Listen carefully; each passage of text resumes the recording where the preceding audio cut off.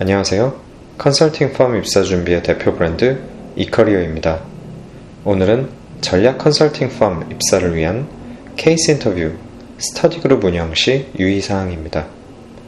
많은 분들이 케이스 인터뷰 대비를 위해 지인들과 3355 스터디 그룹을 운영하고 계실 텐데요. 이러한 스터디의 효과를 더욱 배가시키기 위한 5가지 유의사항을 말씀드려 보도록 하겠습니다. 우선 첫 번째는 스터디 계획 수립 및 점검에 대한 부분입니다. 스터디 계획을 짜는 데 있어 가장 먼저 해야 할 일은 최종 점검을 위한 마지막 스터디 일자, 즉 데드라인을 정하는 것입니다.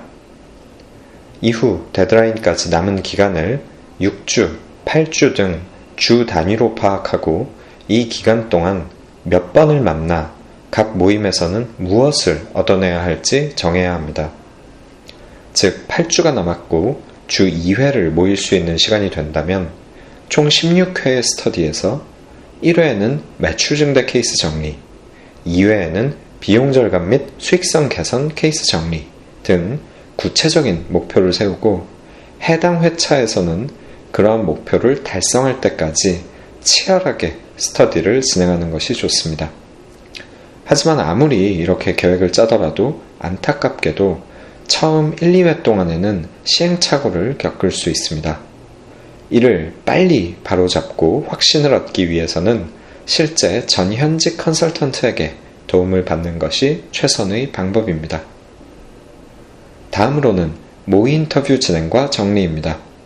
스터디의 핵심인 케이스 모의 인터뷰를 진행할 때는 침묵을 배제하고 마치 처음 보는 사람끼리 진행하듯 최대한 실전처럼 진행해야 합니다.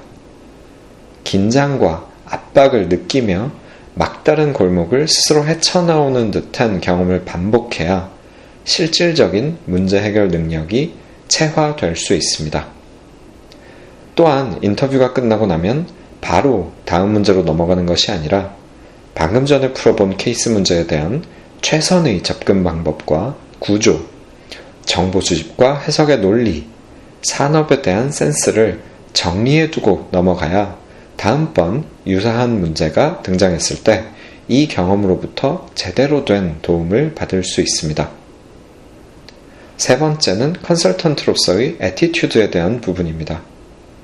인터뷰 현장에서는 문제 해결 능력, 즉 problem solving skill 외에도 컨설턴트로서의 존재감, 즉 presence를 보여줄 수 있어야 합니다.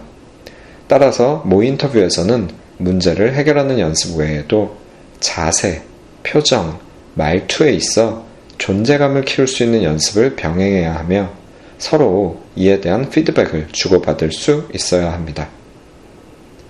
네 번째는 혼자 해야 할 일과 함께 할 일을 구분하는 것입니다.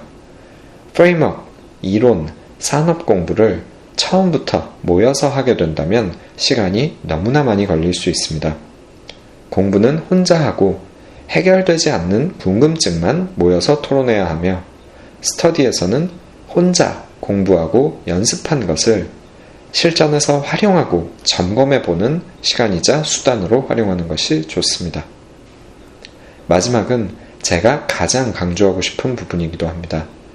여러 명이 모여서 스터디를 진행하다 보면 확인되지 않은 루머를 공유하며 이를 통해 걱정의 감정이 증폭되고 또 이로 인해 불확실한 미래를 걱정하느라 소중한 시간을 낭비하고 결국 자신감을 잃어가는 모습을 자주 볼 수 있습니다.